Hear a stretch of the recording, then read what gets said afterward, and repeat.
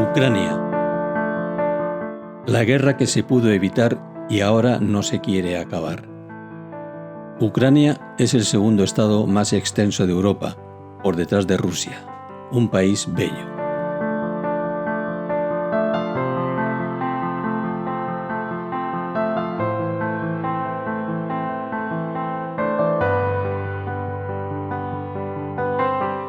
El 30 de diciembre de 1922, mediante la firma del Tratado de Creación de la Unión Soviética, Ucrania, junto con Rusia, Bielorrusia y la República de Transcaucasia, fundaron la Unión de Repúblicas Socialistas Soviéticas.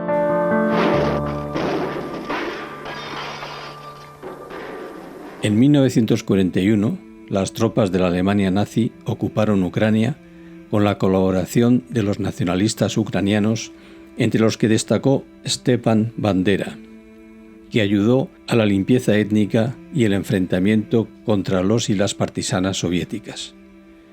De entre todas las matanzas, la perpetrada en Babi Yar por los Einsatzgruppen de las SS ha pasado a la historia del terror. La figura de Stepan Bandera sigue reivindicándose en la Ucrania de Zelensky. El Parlamento de Ucrania difundió en enero de 2024 en redes sociales una foto de Valery Zaluzhny, comandante en jefe de las Fuerzas Armadas ucranianas, junto a Bandera. La foto fue retirada tras las protestas de Polonia e Israel.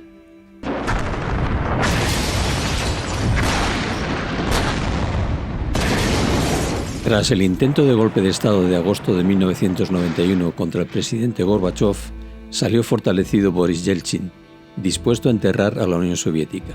El 1 de julio de 1991 se disolvía el Tratado de Varsovia y el 25 de diciembre del mismo año la Unión Soviética dejaba de existir.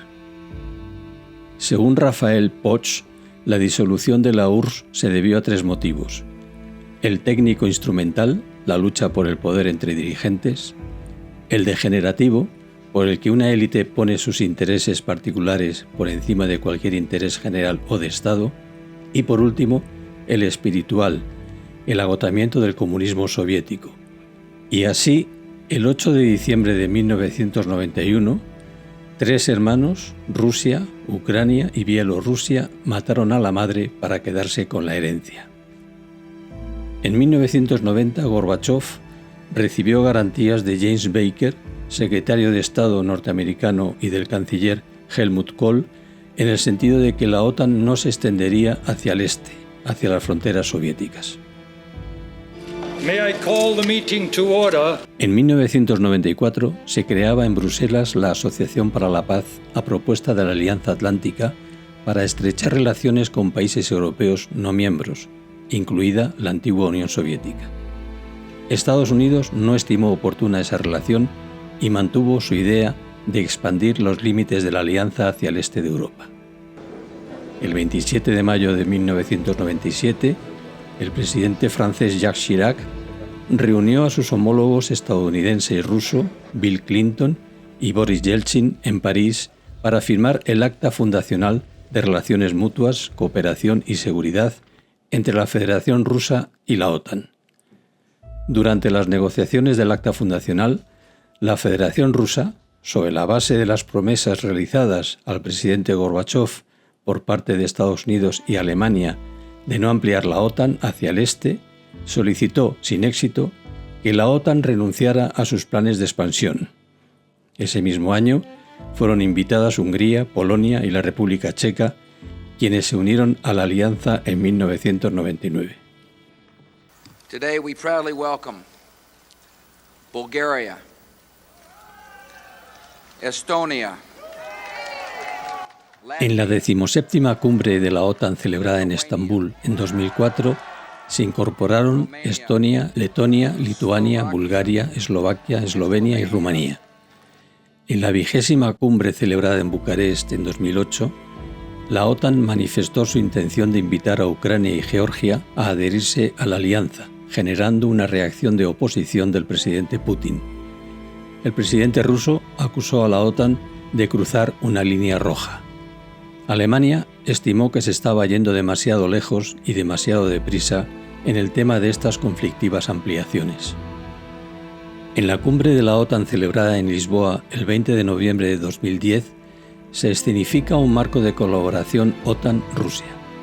El presidente Obama se refirió a Rusia como un socio, no un adversario, y Rusia fue invitada a participar en el escudo antimisiles europeo. Aprovechando la cumbre, se aprobó una declaración conjunta del Consejo OTAN-Rusia, comprometiéndose a lograr una asociación estratégica basada en los principios de confianza recíproca y a crear un espacio común de paz y seguridad.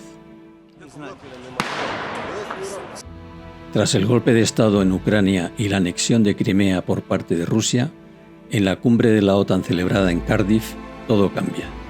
Es invitado el presidente ucraniano pro-occidental Petro Poroshenko a la cumbre. La OTAN aprueba una fuerza de intervención rápida y el despliegue de tropas semipermanentes en el este de Europa, ofreciendo su apoyo político a Ucrania y advirtiendo a Moscú que no toleraría agresiones militares. Se despliegan sistemas de defensa estratégica en la frontera occidental rusa por parte de una alianza militar que mantiene la disuasión nuclear como parte de su operativo militar convencional. Ante esa realidad, Rusia advirtió a los países occidentales de la necesidad de replantearse la seguridad europea, evitando así el cerco a la Federación Rusa. George Kennan, diplomático del Departamento de Estado norteamericano y actor en primera línea del periodo de la Guerra Fría, en declaraciones a The New York Times, en 1997 concluía que expandir la OTAN sería el error más fatídico de la política estadounidense en toda la era posterior a la Guerra Fría. Se puede esperar que tal decisión inflame las tendencias nacionalistas, antioccidentales y militaristas en la opinión rusa. Creo que es el comienzo de una nueva Guerra Fría. Esta expansión haría que los padres fundadores de este país se revolvieran de sus tumbas. En las elecciones presidenciales de 2010, Viktor Yanukovych derrotó a Viktor Yushchenko, certificando el fracaso de la revolución liberal de Timoshenko-Yushchenko. Antes de dejar la presidencia, Yushchenko había concedido el título de héroe de Ucrania a Stepan Bandera, el polémico líder ultranacionalista colaboracionista de los nazis. En 2014, la revuelta de Maidán fue bendecida por Occidente.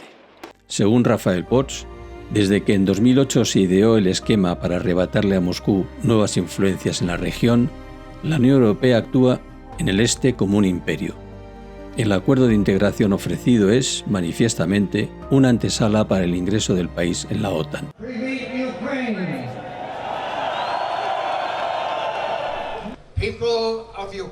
El apoyo al golpe de Estado de Maidán y a los gobiernos antirrusos de derechas y ultraderecha que llegaron con posterioridad promovieron la discriminación cultural y lingüística de las minorías rusófilas.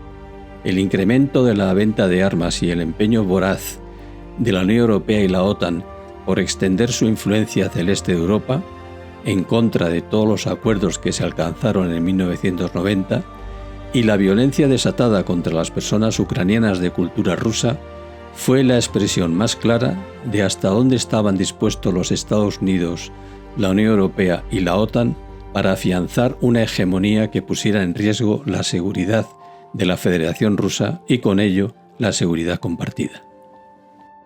El cambio de régimen precipitó la revuelta del este de Ucrania con apoyo de la Federación Rusa. En primer lugar en Crimea, con su declaración de soberanía y posterior ingreso en la Federación Rusa, y después con los levantamientos del Donbass. El 5 de septiembre de 2014 tuvo lugar en Minsk, Bielorrusia, una negociación auspiciada por la OSCE entre Rusia, Ucrania, las repúblicas populares de Donetsk y de Lugansk. Se firmó un alto el fuego que no se llegó a cumplir. La entonces canciller Angela Merkel reconoció en una entrevista que los acuerdos perseguían ganar tiempo para que Ucrania se volviese más fuerte frente a Rusia.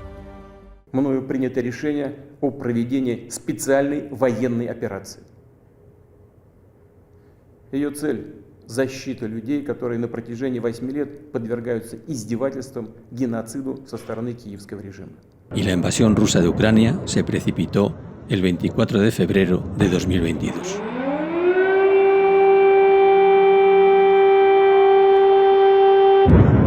Esta guerra se pudo evitar si se hubiesen respetado los acuerdos del Acta Final de Helsinki y la Carta de París de 1990.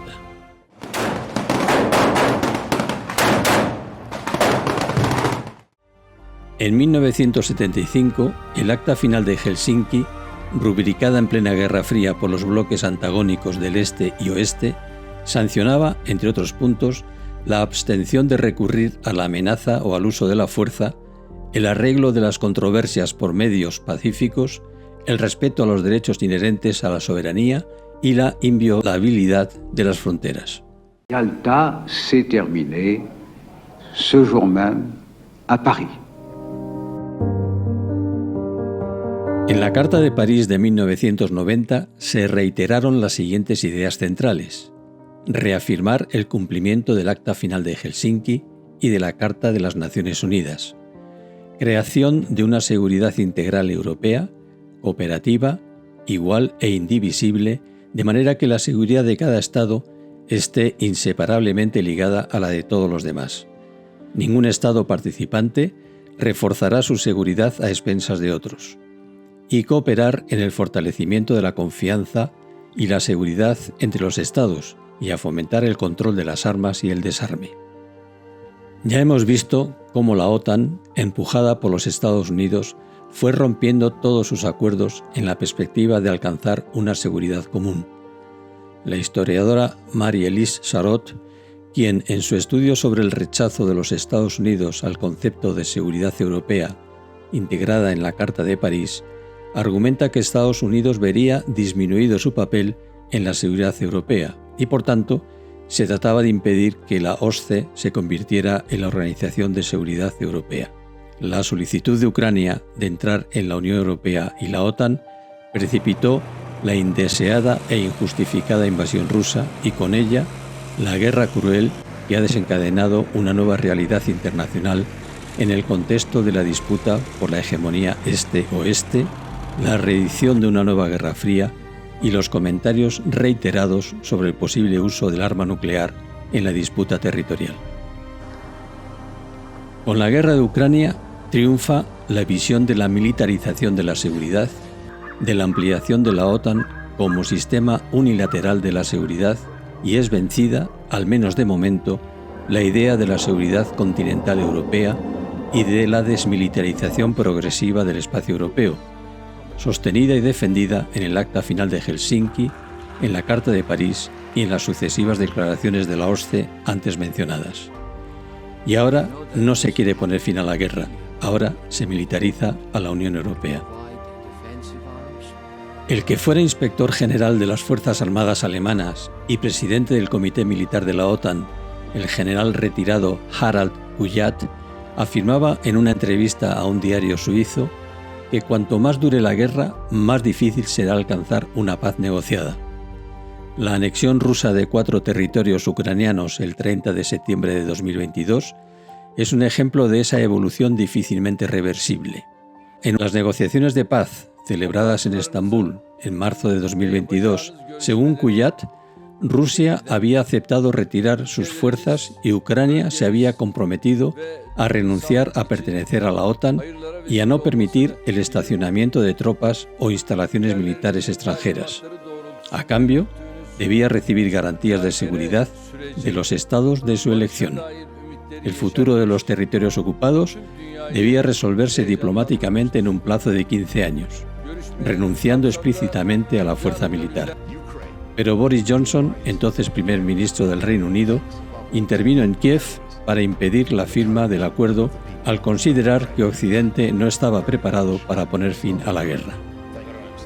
El 27 de febrero de 2024, Macron declaraba tras una reunión en París con más de 20 jefes de Estado y de gobiernos europeos que no se podía excluir el envío de tropas occidentales a Ucrania para combatir a Rusia.